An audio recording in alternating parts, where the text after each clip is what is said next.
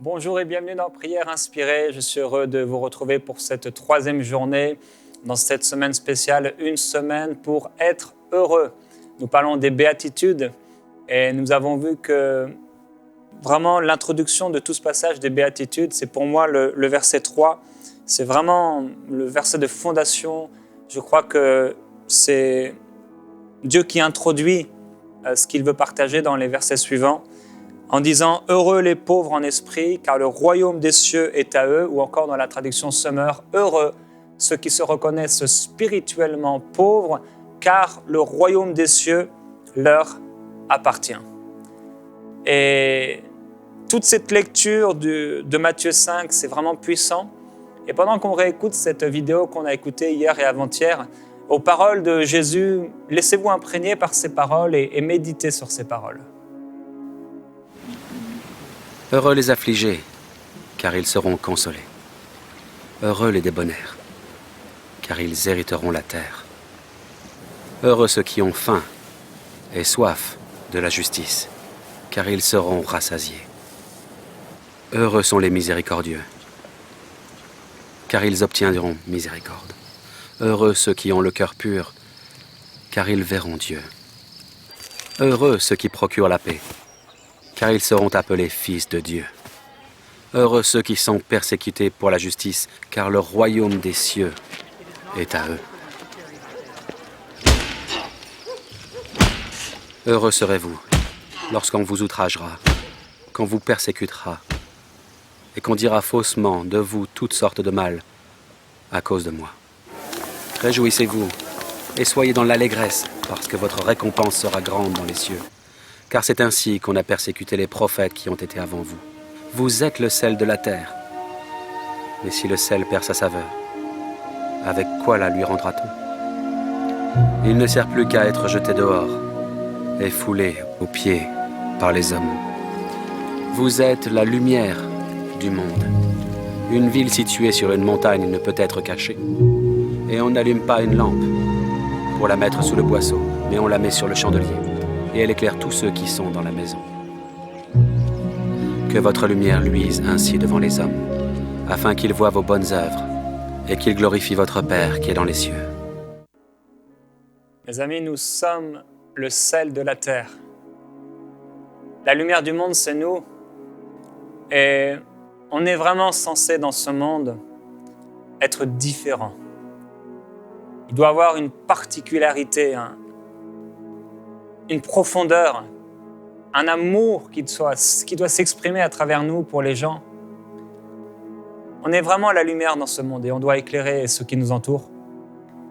Et à travers ce passage qui a été appelé le passage des béatitudes, c'est un passage si particulier, un passage si profond qui nous ramène au commencement. Ça nous ramène au commencement, je crois, de l'Évangile, au commencement de ce que doit être le caractère de quelqu'un qui marche avec Dieu. Se reconnaître spirituellement pauvre, être pauvre en esprit.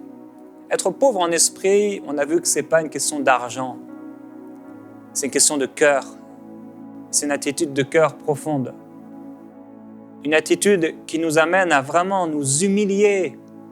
Il y a une humilité qui se forme en nous et ça vient aussi avec souvent des temps de pleurs. On va commencer à pleurer sur notre état.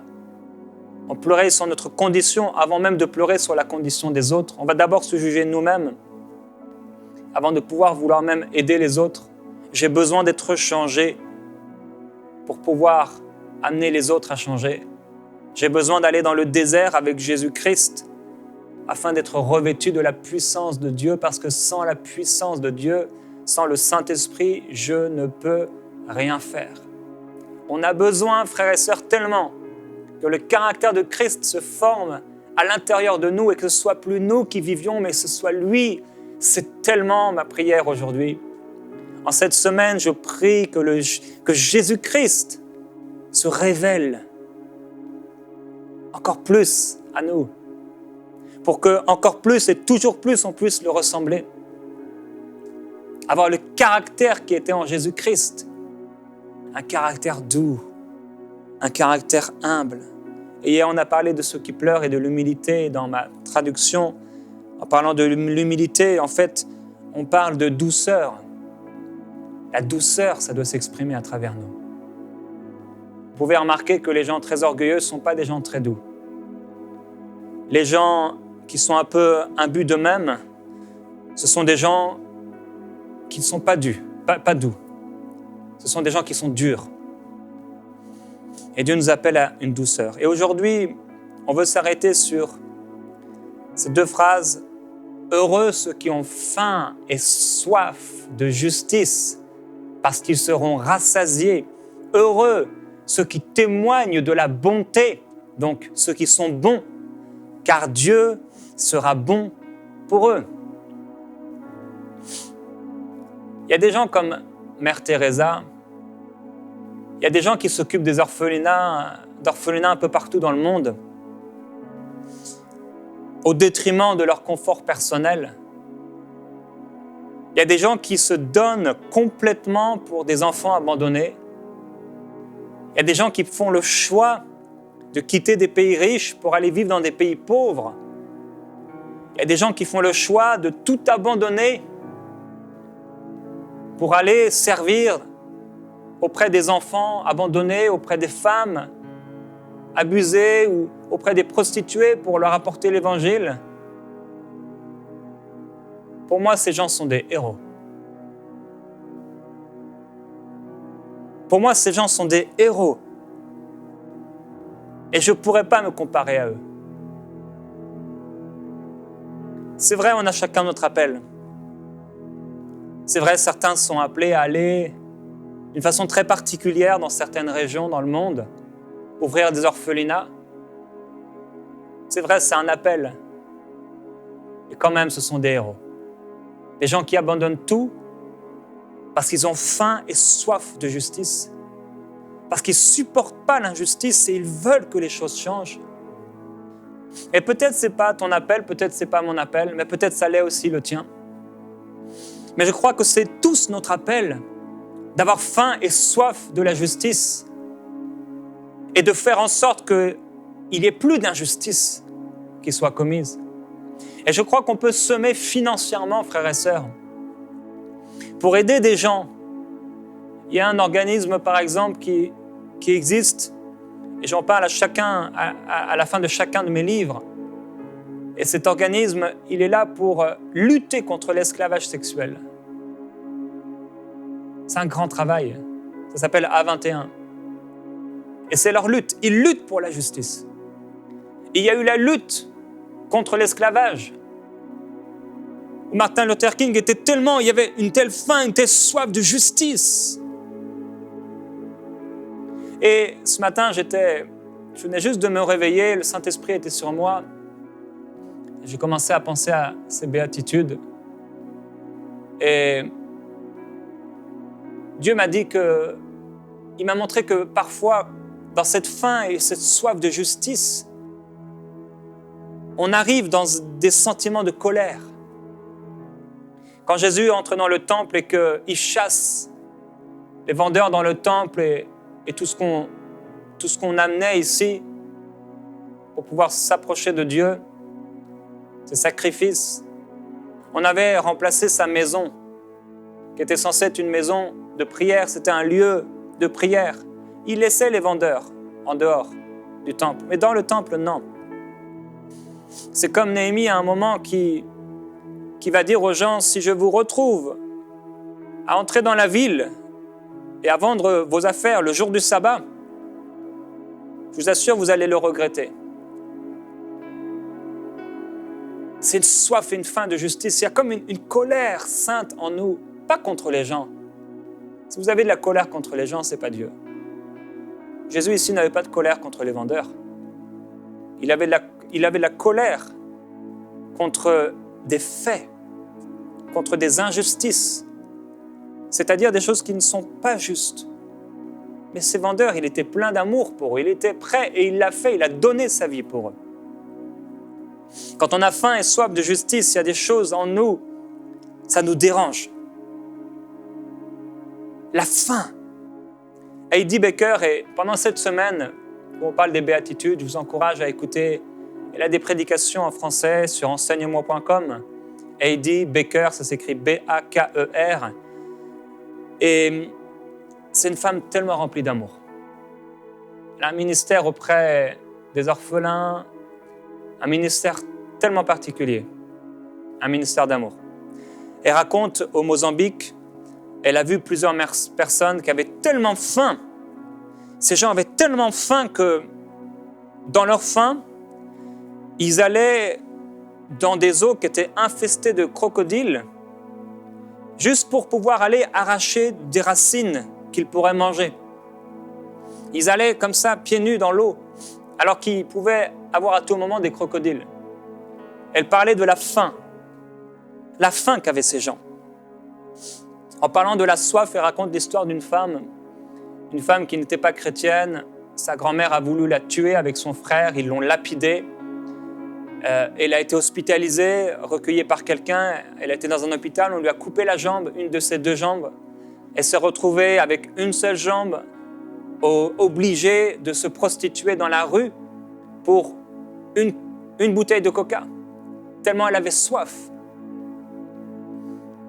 Ça, c'est vraiment la soif. Se prostituer pour un peu à boire. On a vu hier, les fils de Corée ont écrit dans le psaume « Mon âme a soif de toi, du Dieu vivant. Quand irai-je et paraîtrai-je devant ta face ?»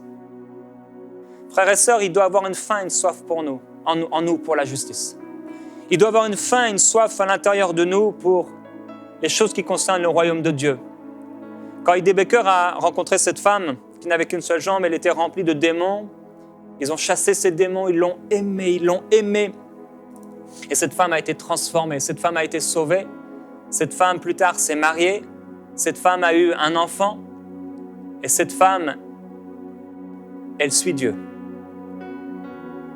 Et quand elle a été délivrée de ces démons et qu'elle a été sauvée, elle a dit à Heidi Baker, je vais retourner voir ma famille. Et Heidi lui a dit, mais tu es folle, ils t'ont lapidé. C'est pas grave, je veux les aimer, je veux leur partager Christ. Elle a été, et son frère a été sauvé, et sa grand-mère n'a pas été sauvée, elle a voulu à nouveau la tuer. Elle a dit, rien ne pourra m'empêcher de l'aimer. Il y a une telle miséricorde, une telle faim, une telle soif de justice. On a lu hier dans le livre de Joël, au chapitre 2 et au verset 17, il est écrit « Qu'entre le portique et l'autel, les prêtres pleurent. » J'aime beaucoup ce verset.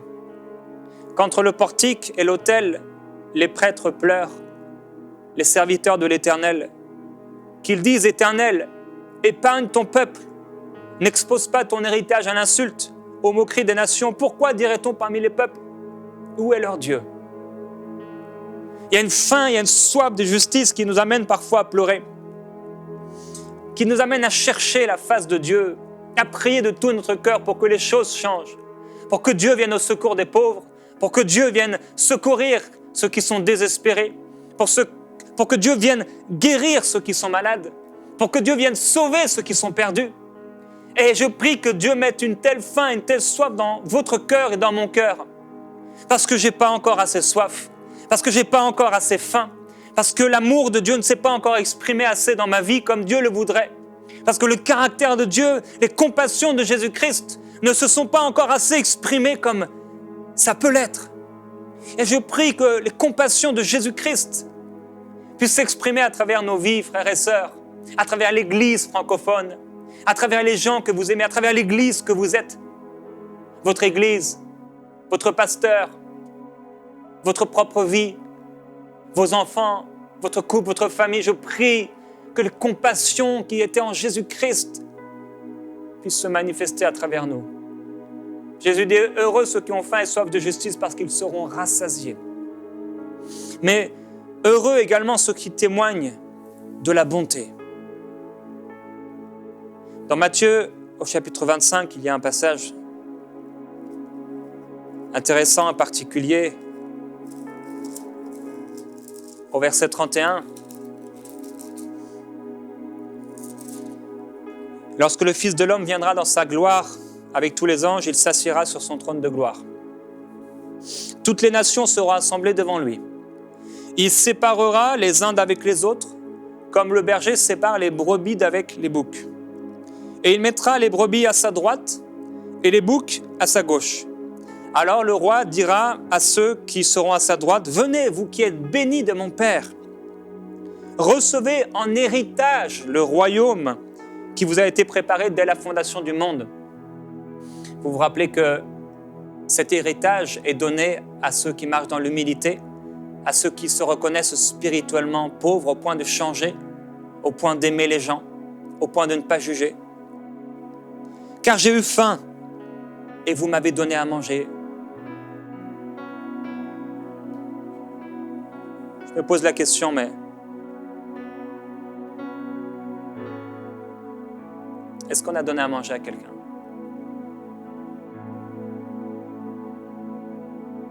Est-ce qu'on a donné à manger à quelqu'un? Est-ce qu'on a vu quelqu'un avoir faim?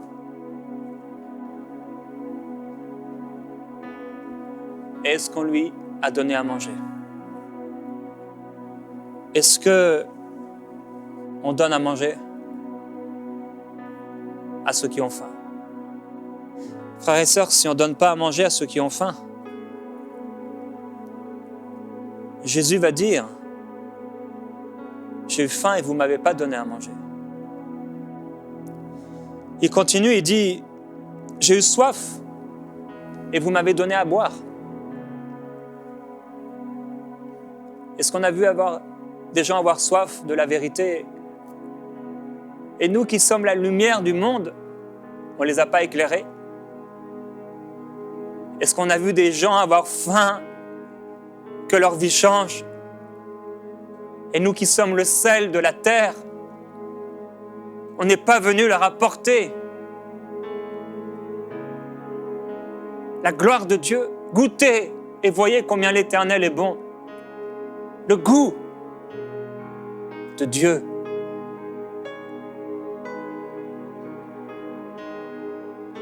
De plus en plus, je prie qu'on donne.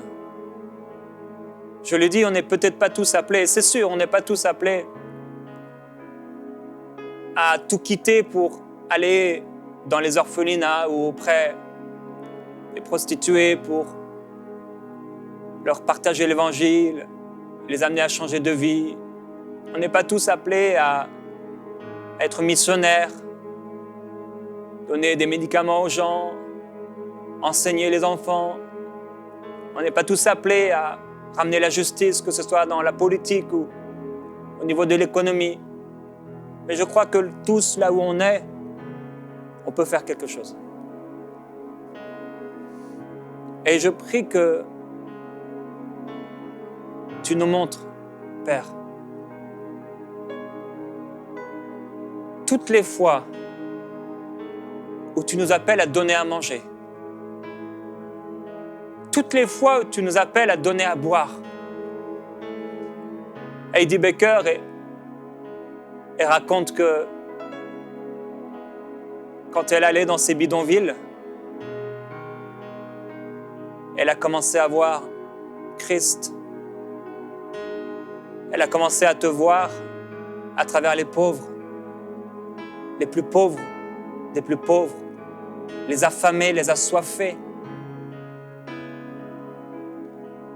Je prie, Père, que tu nous aides à voir ceux qui ont faim et ceux qui ont soif, afin qu'au dernier jour, on ne soit pas exclus, on ne soit pas rejetés parce qu'on s'est trompé nous-mêmes, parce qu'on avait une religion,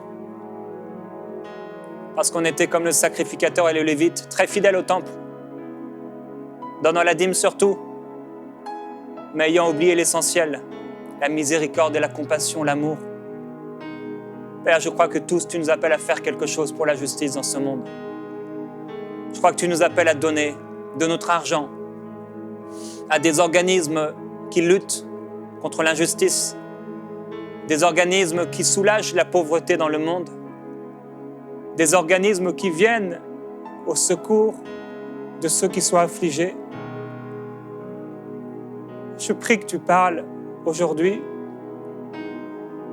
à ton peuple parce que tu veux parler. Ton cœur était tellement dirigé vers les pauvres de ce monde. Ton cœur était tellement dirigé vers ceux qui souffrent. Ton cœur était tellement dirigé vers ceux qui sont mis à part.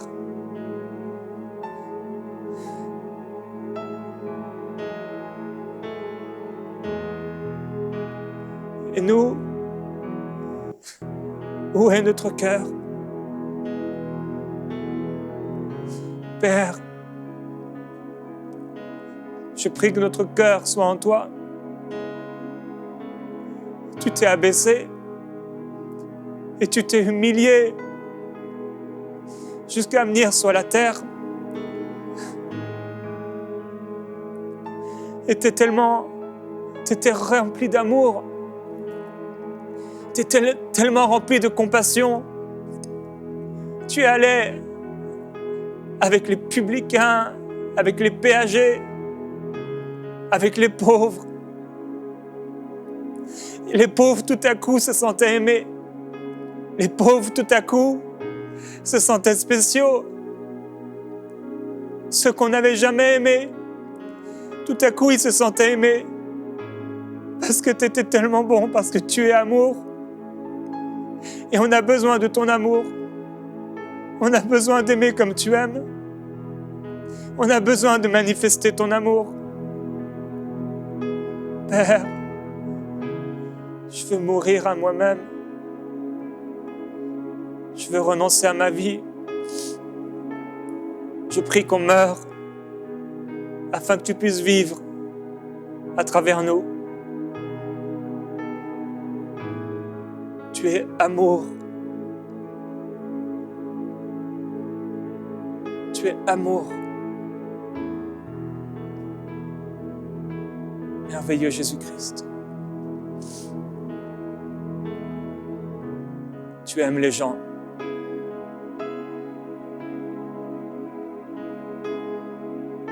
Tu aimes tellement les gens. Viens, on veut s'humilier. On reconnaît notre pauvreté, notre besoin de toi. Peut-être on a tout. On a les habits, la maison, la voiture, la nourriture. Mais peut-être qu'en fait, on n'a rien. Peut-être que beaucoup qui écoutent, ou que plusieurs n'ont rien compris, ils sont sans cesse à la recherche de la prospérité financière. Ils sont peut-être d'autres, pensent ne pas la rechercher, mais ils sont constamment en train de critiquer ceux qui la recherchent. Et l'un et l'autre n'a pas compris. Tu nous appelles à nous revêtir des entrailles de miséricorde, de la compassion que tu exprimais et que tu exprimes encore. Les pauvres se sentaient tout à coup aimés. Les délaissés, les opprimés, les affligés. Ceux envers qui le Père t'a envoyé avec une onction pour les aimer, pour les libérer, pour leur faire du bien. Tu as su toucher leur cœur. Précieux Père, viens en cette année nous amener dans une révolution d'amour.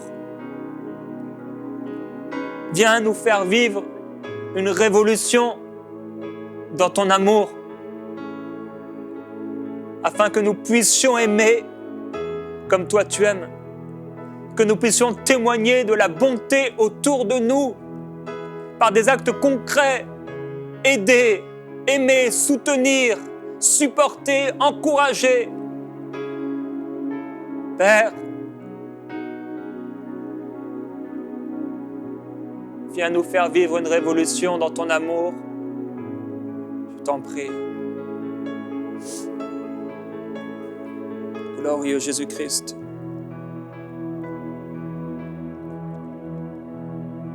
La Bible dit, le méchant emprunte et il ne rend pas. Le juste est compatissant et il donne. J'ai été jeune, j'ai vieilli, je n'ai pas vu le juste être abandonné, ni ses descendants mendier leur pain. Le juste est toujours compatissant. Il prête et sa descendance est bénie. Oui, je prie que nous soyons ce juste qui prête et qui donne.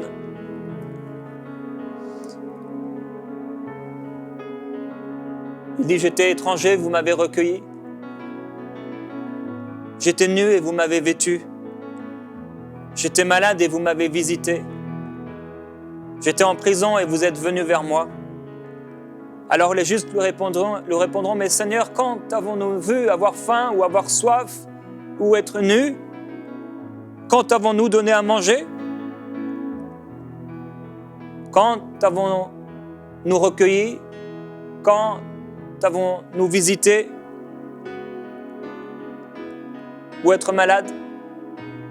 Et le roi leur répondra, en vérité, je vous le dis, dans la mesure où vous avez fait cela à l'un de ces plus petits de mes frères, c'est à moi que vous l'avez fait. Et ensuite, il dira à ceux qui sont à sa gauche, retirez-vous de moi, maudits, allez dans le feu éternel préparé pour le diable et pour ses anges, car j'ai eu faim et vous ne m'avez pas donné à manger. J'ai eu soif et vous ne m'avez pas donné à boire. J'étais étranger et vous ne m'avez pas recueilli. Nu et vous ne m'avez pas vêtu. Malade et en prison et vous ne m'avez pas visité. Frères et sœurs, est-ce qu'on est en train de se tromper dans nos églises, dans nos vies personnelles? Est-ce que vous êtes en train personnellement de vous tromper sur ce qu'est un serviteur de Dieu? Vivre pour Dieu? Est-ce qu'on est en train de se tromper? Alors que Dieu nous appelle à donner à manger à ceux qui ont faim, à donner à boire à ceux qui ont soif, à venir aider les malades, les prisonniers, nous pouvons faire quelque chose. Là où nous sommes, dans le pays où nous sommes, dans la région où nous sommes, il y a quelque chose à faire. Et ça a été ma prière aujourd'hui. Je prie vraiment que le Seigneur lui-même nous révèle là où se trouve ce frère qui a besoin. Là où Jésus se trouve, nu ou malade ou en prison, et comment nous devons aider Jésus, aider ce frère dans cette situation. Je prie que le Seigneur vous parle, que le Saint-Esprit vous parle fortement. Et je vous dis, frères et sœurs, à demain dans Prière inspirée. Dieu va continuer à travailler dans nos cœurs profondément.